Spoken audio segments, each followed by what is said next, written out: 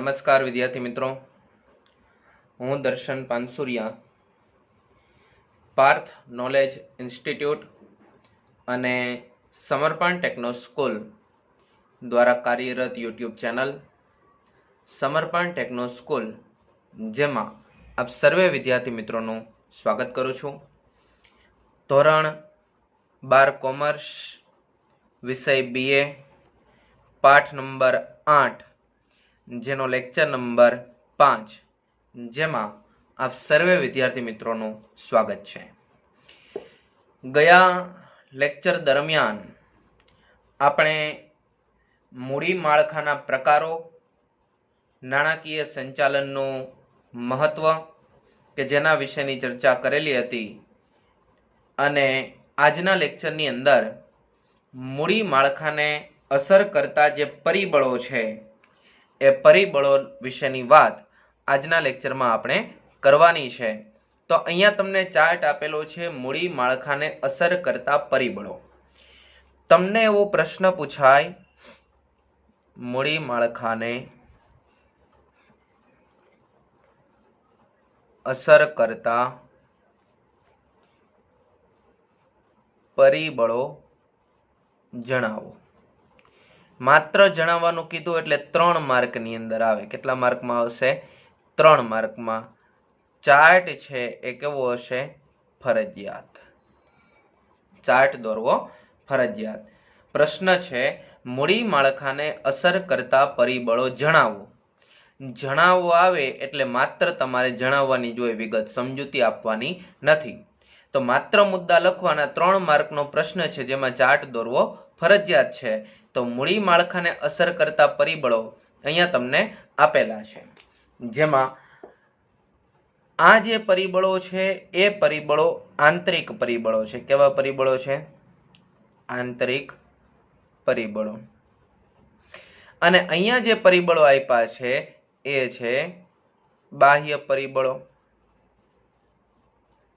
કેવા પરિબળો છે? બાહ્ય પરિબળો. આ 2 મુદ્દા મેં લખવાના એટલે બાકી રાખ્યા હતા કે આંતરિક ક્યાં અને બાહ્ય પરિબળો ક્યાં, એના વિશેની વિગતવાર ચર્ચા કરવા માટે આ બંને મુદ્દા, આ બંને પરિબળો છે એ તમારે જણાવવાના છે. જણાવવાનો પ્રશ્ન છે એટલે જણાવવાના. આ બાજુના આંતરિક પરિબળો છે એ અહીંયા તમારે અગાઉથી લખી દેવાનું, પછી નીચે નામ લખવાના. અને આ બાજુના છે એ બાહ્ય પરિબળો છે એ લખવાનું અને પછી એના નામ લખવાના. તો આંતરિક પરિબળો ક્યાં અને બાહ્ય પરિબળો ક્યાં? આંતરિક પરિબળોમાં આપ્યું છે ધંધાનો પ્રકાર કેવો છે, ધંધાનું કદ કેવું છે, ધંધાની કમાણીના અંદાજો કે કેટલી આવક ધંધો અપેક્ષિત એટલે કે અંદાજિત કરી શકે એમ છે, ધંધાની મિલકતોનું સ્વરૂપ કેવું છે, કાયમી છે કે ભાડાપટ્ટાની મિલકતો છે એટલે કે ભાડે રાખેલી છે કે પોતાની મિલકત છે, અને મિલકતોની જરૂરિયાત કેટલી છે, ધંધા માટે જરૂરી મિલકતો, સંચાલકોનું વલણ કેવું છે, સંચાલકોનું વર્તન કેવું છે, નાણાકીય જરૂરિયાત ધંધામાં કેટલી છે, નાણાંની જરૂરિયાત, પૈસાની જરૂરિયાત કેટલી છે, અને જે મૂડીની જરૂરિયાત છે એનો સમય કેટલો છે. એટલે કે ઘણી વખત ધંધો છે એ કંપની સ્વરૂપનો હોય તો ત્યારે શેર મૂડી દ્વારા એ મૂડી એકત્રિત કરવામાં આવતી હોય. તો શેર મૂડી દ્વારા જ્યારે મૂડી એકત્રિત કરવામાં આવે એ મૂડીની જરૂરિયાત કેટલા સમય માટે છે, અથવા ડિબેન્ચર દ્વારા મૂડી એકત્રિત કરવામાં આવતી હોય તો એ ડિબેન્ચર દ્વારા મૂડીની જરૂરિયાત કેટલી છે. ટૂંકમાં મૂડીની જરૂરિયાત કેટલા સમય માટે છે એના આધારે મૂડી એકત્રિત કરવામાં આવે. લાંબા સમયગાળા માટે મૂડીની જરૂરિયાત હોય તો શેર મૂડી દ્વારા મૂડી એકત્રિત કરશે મોટા ભાગે, અને જો ટૂંકા સમયગાળા માટે મૂડીની જરૂરિયાત હોય તો ડિબેન્ચર છે, જાહેર થાપણો છે, ત્યારબાદ છે લોન છે, જે નાણાકીય સંસ્થા કે બેંક કોઈ પણ પાસેથી મળે, આ લોન સ્વરૂપે ટૂંકા સમયગાળા માટે મૂડી એકત્રિત કરવામાં આવતી હોય છે.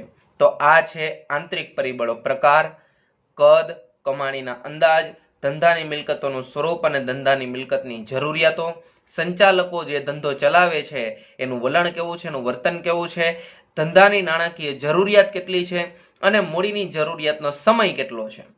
જ્યારે બાહ્ય પરિબળો, મૂડી બજાર એટલે તમે જ્યાંથી શેર મૂડી દ્વારા મૂડી એકત્રિત કરો કે ડિબેન્ચર દ્વારા મૂડી એકત્રિત કરો છો ત્યારે એ મૂડી બજારમાં તેજી મંદીની પરિસ્થિતિને ધ્યાનમાં લેવામાં આવે. તેજીની સ્થિતિ હોય તો લોકો મૂડીરોકાણ કરવા માટે આકર્ષાતા હોય, જ્યારે મંદીની પરિસ્થિતિ હોય તો ત્યારે તમને પૂરતા પ્રમાણમાં એટલે કે તમારી અપેક્ષા અનુસાર મૂડી પ્રાપ્ત ન પણ થાય, આવું પણ બની શકે. ત્યારબાદ કીધું છે મૂડી બજારમાં પ્રવર્તમાન વ્યાજનો દર. જે વ્યક્તિ મૂડીમાં રોકાણ કરે છે એને બજારમાં કેટલું વ્યાજ મળી રહે છે એ વ્યાજના દરના આધારે પણ મૂડી પ્રાપ્ત થતી હોય. તમે વધુ વ્યાજ આપશો તો પણ મૂડી એકત્રિત થઈ શકે.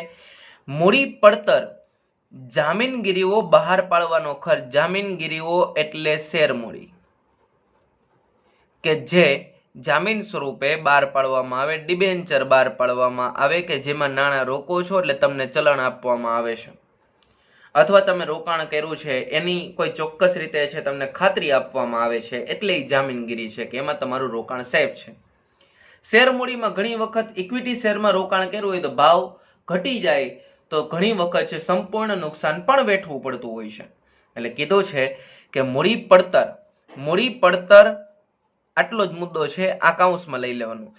મૂડી પડતર એટલે ધંધાકીય એકમે મૂડી એકત્રિત કરવા માટે શેર મૂડી કે ડિબેન્ચર એ બહાર પાડી અને એના આધારે મૂડી મળે છે, ત્યારે ડિબેન્ચર અને એનું વ્યાજ પણ ગણતરીમાં લેવાય અને શેર મૂડી અને એનું ડિવિડન્ડ પણ ગણતરીમાં લેવાય. અને એ મૂડી આપને બજારમાંથી કેટલે અંશે ને કેટલા પ્રમાણમાં પ્રાપ્ત થાય છે, કેટલી રકમે પ્રાપ્ત થાય છે, એ છે મૂડી પડતર. એને કહેવાશે જામીનગીરીઓ બહાર પાડવાનો ખર્ચ. કાનૂની નિયંત્રણો એટલે કે સરકારના નિયંત્રણો. સરકારે નક્કી કરેલી કરવેરાની નીતિ.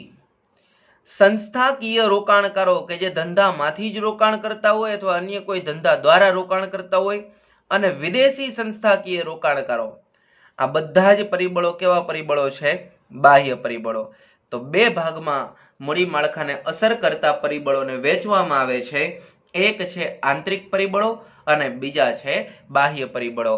આંતરિક પરિબળોમાં ધંધાનો પ્રકાર, ધંધાનું કદ, ધંધાની કમાણીના અંદાજો, મિલકતોનું સ્વરૂપ કેવું છે, મિલકતોની જરૂરિયાત કેટલી છે, સંચાલકોનું વલણ કેવું છે અથવા વર્તન કેવું છે, ધંધામાં નાણાકીય જરૂરિયાત કેટલી છે અને ધંધાની અંદર મૂડીની જરૂરિયાતનો સમય એટલે કે ધંધામાં કેટલા સમય માટે મૂડીની જરૂરિયાત છે વગેરે આંતરિક પરિબળો છે. જ્યારે બાહ્ય પરિબળોમાં મૂડી બજારની અંદર તેજી મંદીની સ્થિતિ કેવી છે, મૂડી બજારમાં પ્રવર્તમાન એટલે કે હાલનો વ્યાજનો દર કેટલો છે, મૂડી પડતર એટલે કે જામીનગીરી બહાર પાડવા માટે ખર્ચ કેટલો થાય છે, સરકારના એટલે કે કાનૂની નિયંત્રણો કેવા છે, કરવેરાની નીતિ સરકારની કેવી છે, સંસ્થાકીય રોકાણકારો એટલે આપણા દેશના આપણા રોકાણકારોનો, વિદેશી સંસ્થાકીય રોકાણકારો એટલે બીજા દેશના જે આપણી કંપનીની અંદર રોકાણ કરવા માંગતા હોય એવા રોકાણકારો. આ બધા જ મૂડી માળખાને અસર કરે છે, એટલે કે ધંધાકીય એકમની મૂડીને અસર કરતા જોવા મળે છે.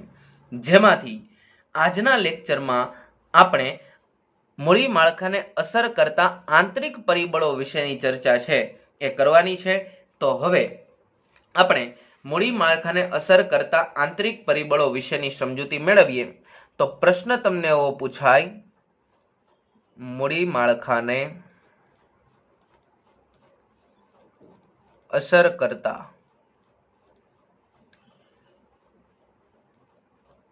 આંતરિક પરિબળો સમજાવો. આ પ્રશ્ન 3 માર્કમાં પૂછાય. સમજાવો છે એટલા માટે. જણાવવાનું મોટા ભાગે આમાંથી પૂછાતું નથી, એટલે મૂડી માળખાને અસર કરતા આંતરિક પરિબળો સમજાવો 3 માર્કની અંદર આ પ્રશ્ન પૂછાય. તો અહીંયા મૂડી માળખાને અસર કરતા આંતરિક પરિબળો આપેલા છે, જેમાં પહેલું પરિબળ છે ધંધાનો પ્રકાર. ઉત્પાદન કરતા વિશાળ ઔદ્યોગિક એકમોમાં કાયમી મૂડીની જરૂરિયાત વધુ હોય છે, જ્યારે વેપારી એકમોમાં પ્રમાણમાં કાયમી મૂડીની જરૂરિયાત ઓછી હોય છે. ઔદ્યોગિક એકમોમાં કાયમી મૂડીની જરૂરિયાત વધુ અને વેપારી એકમોમાં કાયમી મૂડીની જરૂરિયાત ઓછી. આવું શા માટે? તો જ્યાં ઉત્પાદન થતું હોય ને ત્યાં કાચો માલ છે એ વારંવાર ખરીદી કરવો પડતો હોય. એ કાચો માલ ઉત્પાદન પ્રવૃત્તિમાં જોડાય. ઉત્પાદન પ્રવૃત્તિમાં જોડાય પછી બજારની અંદર મોકલવામાં આવે અને ત્યારબાદ બજારની અંદર એનું વેચાણ થાય. વેચાણ થાય શેના આધારે થશે? તો કે બજારની અંદર રહેલી માંગના આધારે. હવે સમજી લ્યો કે બજારમાં માંગ નથી.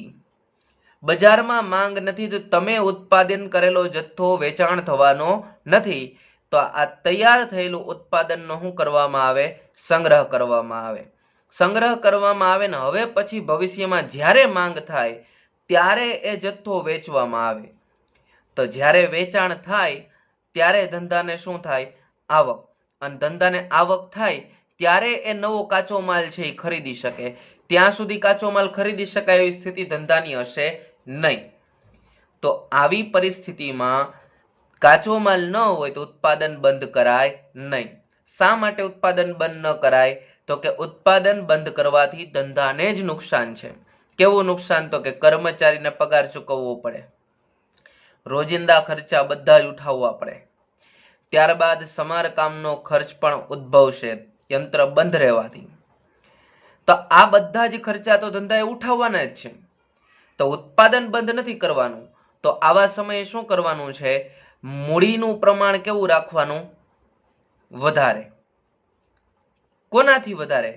તો કે જરૂરિયાત કરતા વધુ મૂડી રાખવાની. એટલે જ્યારે બજારમાં વેચાણ ન થાય ત્યારે તમારી પાસે પડેલી મૂડીમાંથી તમે ઉત્પાદન પ્રવૃત્તિને તો કાર્યરત રાખી જ શકો છો.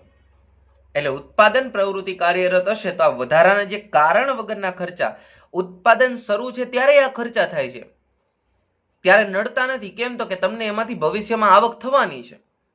જ્યારે ઉત્પાદન બંધ કરીને આવા ખર્ચા કરવાના થાય તો ધંધા માટે નુકસાની ગણાય. તો ઉત્પાદન શરૂ રાખવા માટે કાયમી મૂડીની જરૂરિયાત કેવી હોય છે? વધારે. જ્યારે વેપારી એકમો હોય એમાં કેવું હોય? તો કે એ વસ્તુની ખરીદી કરે અને પ્લસ પોતાનું કમિશન મેળવી અને થોડી વધુ કિંમતે વસ્તુનું શું કરશે? વેચાણ કરશે. તો વસ્તુનું વેચાણ થઈ જ જાય છે એટલે એને આવક થાય. આવક થાય પછી શું કરે? પાછા ખરીદી. તો જ્યારે વેચાણ થાય પછી ખરીદી કરશે તોય ચાલશે. કેમ? તો કે એને ઉત્પાદન સાથે કાંઈ લેવા દેવા નથી. એટલે વેપારી એકમોમાં પ્રમાણમાં મૂડીની જરૂરિયાત કેવી હોય? ઓછી. સેવાકીય એકમો હોય જ્યાં સેવાના પ્રકારના આધારે કાયમી મૂડીરોકાણ નક્કી થાય છે. સેવાનો પ્રકાર કેવો છે એટલે કે કયા પ્રકારની સેવા કરવાની છે એના આધારે મૂડીનો પ્રકાર નક્કી થાય કે કાયમી મૂડી કેટલા પ્રમાણમાં લેવી, કેટલા પ્રમાણમાં મૂડીની જરૂરિયાત પડશે, આવું નક્કી કરવામાં આવે છે. તો આ ધંધાનો પ્રકાર. જ્યાં ઉત્પાદકીય એકમ હોય ત્યાં મૂડીની જરૂરિયાત કેવી હશે? વધારે. અને વેપારી એકમ હશે તો મૂડીની જરૂરિયાત કેવી હશે? ઓછી. ત્યાર પછીનો બીજો મુદ્દો આપ્યો છે ધંધાનું કદ. જેમાં કીધું છે મોટા કદના એકમોની પ્રવૃત્તિઓ વિશાળ પાયા ઉપર હોવાથી મોટા પ્રમાણમાં કાયમી મૂડીની જરૂરિયાત રહે અને નાના કદના ઔદ્યોગિક એકમોને પ્રમાણમાં ઓછી કાયમી મૂડીની જરૂરિયાત. કોના પ્રમાણમાં? તો કે મોટા પાયા પરના એકમોના આધારે. મોટા પાયા ઉપર કાર્યરત જે એકમો છે એની સરખામણીએ પ્રમાણમાં નાના કદના ઔદ્યોગિક એકમોને મૂડીની કાયમી મૂડીની જરૂરિયાત કેવી હોય? ઓછી. જ્યારે અહીંયા શું કીધું છે? મોટા કદના એકમોની પ્રવૃત્તિઓ વિશાળ પાયા ઉપર હોય એટલે મોટા પ્રમાણમાં કાયમી મૂડીની જરૂરિયાત પડે છે. અહીં કાયમી મૂડીની જરૂરિયાત નાના કદના એકમોને પ્રમાણમાં ઓછી કાયમી મૂડીની જરૂરિયાત પડે છે. વેપારી એકમોમાં પ્રમાણમાં કાયમી મૂડીની જરૂરિયાત કેવી હોય છે? ઓછી. આ બંને મુદ્દા છે ને ઉત્પાદકીય એકમોના છે કે જે ઉત્પાદન સાથે સંકળાયેલા.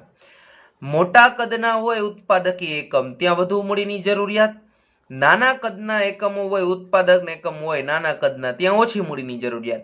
અને બંનેની સરખામણીએ જે વેપારી એકમો છે કે જ્યાં ખરીદી કરી કમિશન ચડાવી અને સીધું જ વેચાણ થઈ જાય છે ત્યાં મૂડીની જરૂરિયાત આ ઉત્પાદકીય એકમો કરતા કેવી હશે?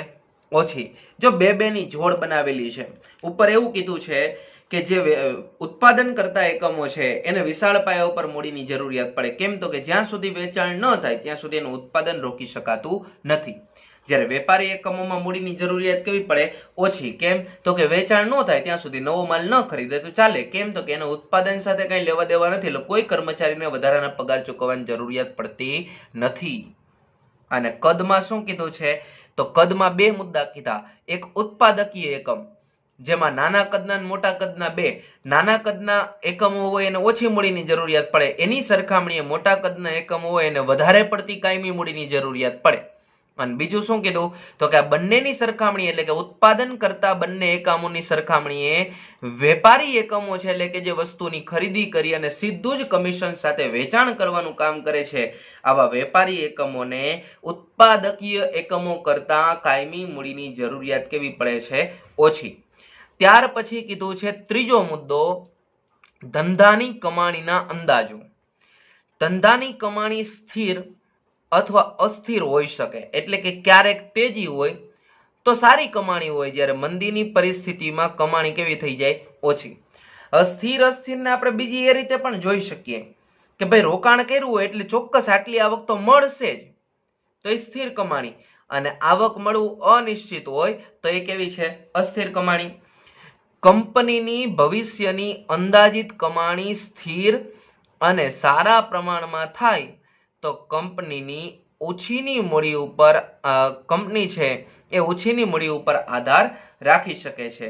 સ્થિર કમાણી અને સારા પ્રમાણમાં કમાણી થાય તો ઓછીની મૂડી ઉપર કંપની આધાર રાખી શકે. કઈ રીતે? જો ચોક્કસ છે કે ભાઈ 500 કરોડનું રોકાણ કર્યું છે કંપનીમાં, એમાંથી 200 કરોડનું રોકાણ છે એ ઓછીની મૂડીના આધારે કર્યું છે. ઓછીની મૂડી હોય તો એના ઉપર ફરજિયાત શું ચૂકવવું પડે? વ્યાજ.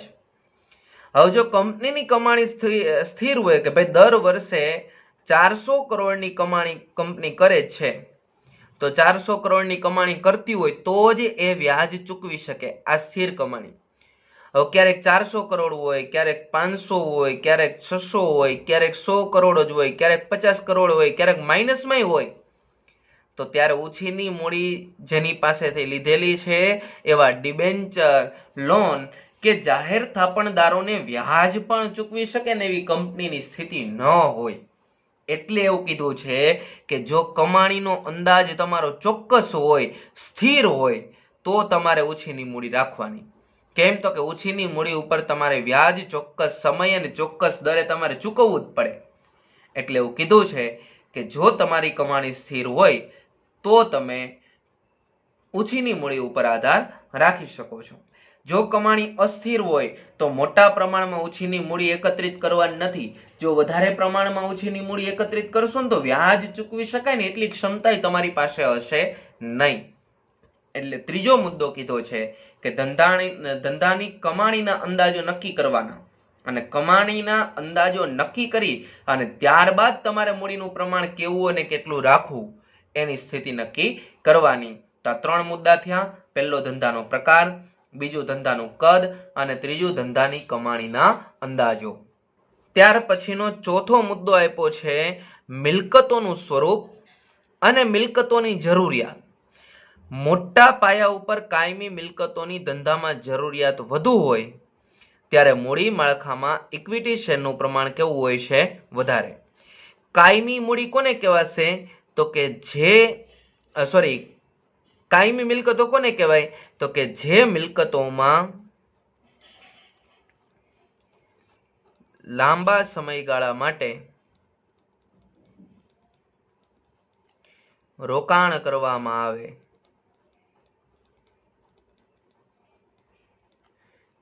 તેને કેવી મિલકતો કહેવાશે? કાયમી મિલકતો, કે જેમાંથી આવક તરત જ થવાની નથી પણ એ ધંધા માટે ઉપયોગી હોય છે.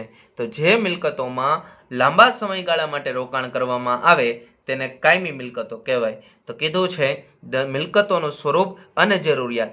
મોટા પાયા ઉપર કાયમી મિલકતોની ધંધામાં જરૂરિયાત વધુ હોય ત્યારે મૂડી માળખામાં કયા શેરનું પ્રમાણ વધારે હશે? ઇક્વિટી શેરનું. આ 1 માર્કનો MCQ પણ છે. તમને એવો પ્રશ્ન પૂછાય, મોટા પાયા ઉપર કાયમી મિલકતોની ધંધામાં જરૂરિયાત વધારે હશે કે હોય ત્યારે ધંધામાં કેવી મૂડીનું પ્રમાણ વધારે જોવા મળે? તો કે કઈ મૂડીનું પ્રમાણ વધારે જોવા મળે મૂડી માળખામાં? તો કયા શેરનું? ઇક્વિટી શેર દ્વારા પ્રાપ્ત થતી જે મૂડી છે એનું પ્રમાણ વધારે હશે. કાયમી મિલકતોમાં રોકાણ વધુ હોવાને કારણે મિલકતો ખરીદવી ભાડા ખરીદ એટલે ભાડા પટ્ટે રાખવી, કે ભાઈ ચોક્કસ સમય માટે ભાડે રાખેલી હોય, કે ભાઈ 10 વર્ષ માટે છે આખી મિલકત આખું એપાર્ટમેન્ટ ભાડે રાખ્યું છે અને 10 વર્ષ માટે ધારો કે 50 લાખ રૂપિયાને ચૂકવવાના થશે, તો આ ભાડા ખરીદ કે ભાડા પટ્ટાથી લેવી.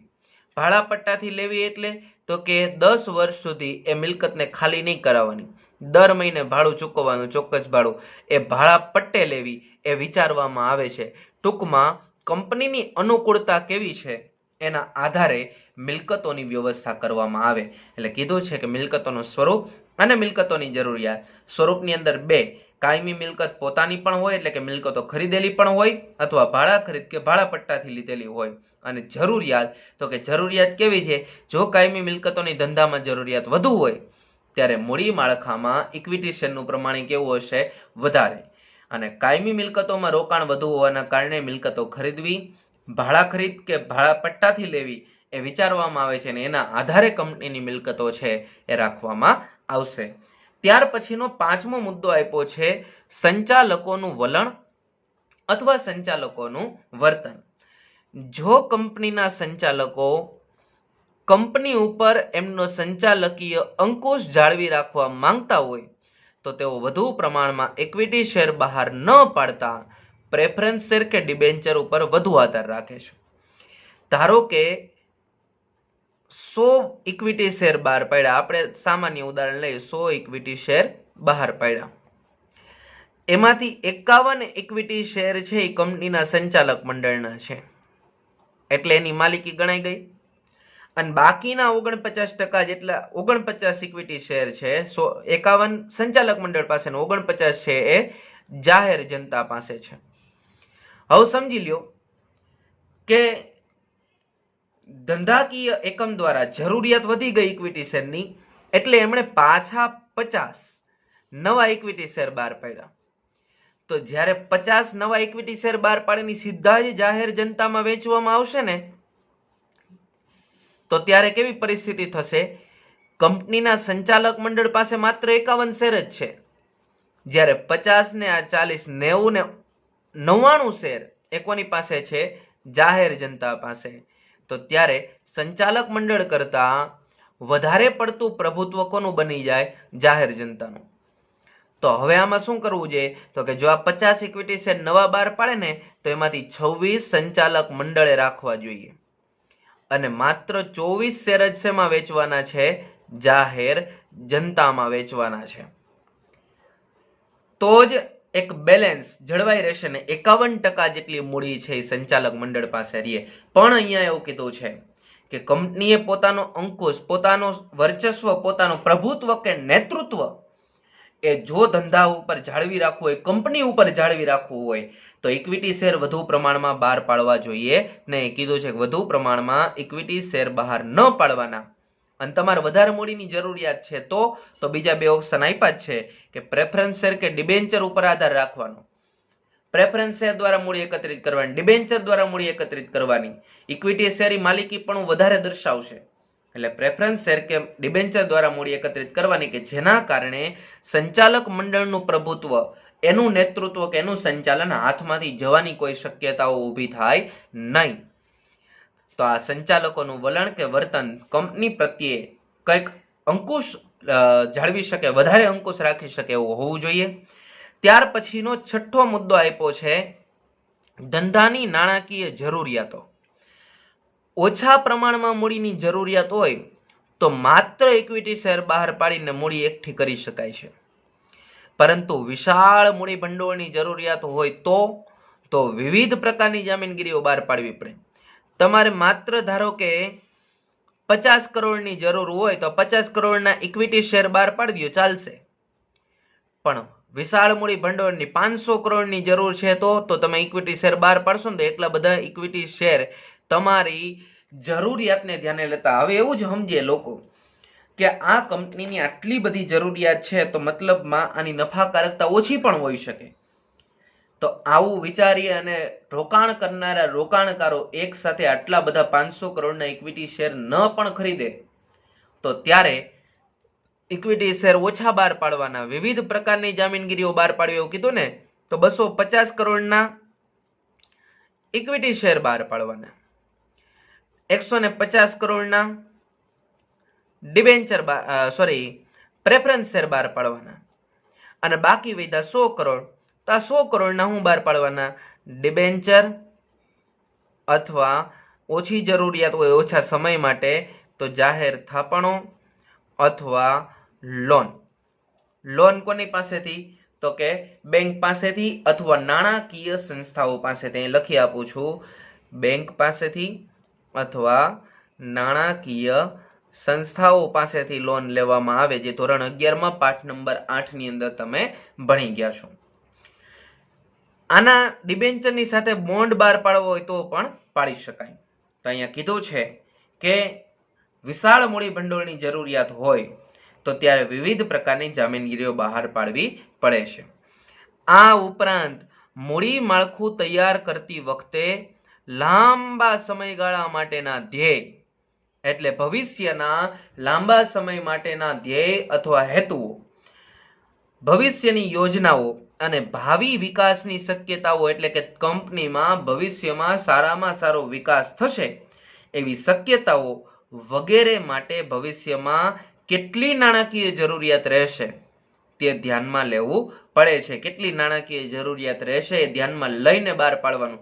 ભવિષ્યમાં નાણાકીય જરૂરિયાત પડવાની છે એવો અંદાજ અત્યારે જો હોય તો અત્યારે ઓછી મૂડી એકત્રિત કરવાની, બાકીની મૂડી તો કે જરૂરિયાતના સમયે એકત્રિત કરવાની. બધી જ એકસાથે એકત્રિત કરવાની, જેના કારણે ભવિષ્યમાં તમારી મૂડીની જરૂરિયાત હોય તો એ મૂડી પ્રાપ્ત થાય.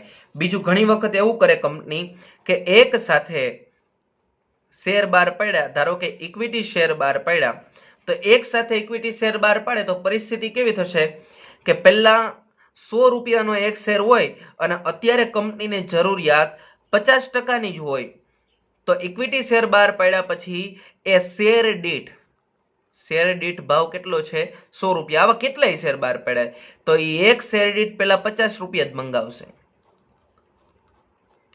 પછી હપ્તા કરશે કે ભાઈ આટલા સમય પછી, 3 મહિના પછી, 3 વર્ષ પછી કે 3 દિવસ પછી પાછી જરૂરિયાત પડશે તો ત્યારે 20 રૂપિયા પાછા બીજો પ્રથમ હપ્તો મંગાવશે.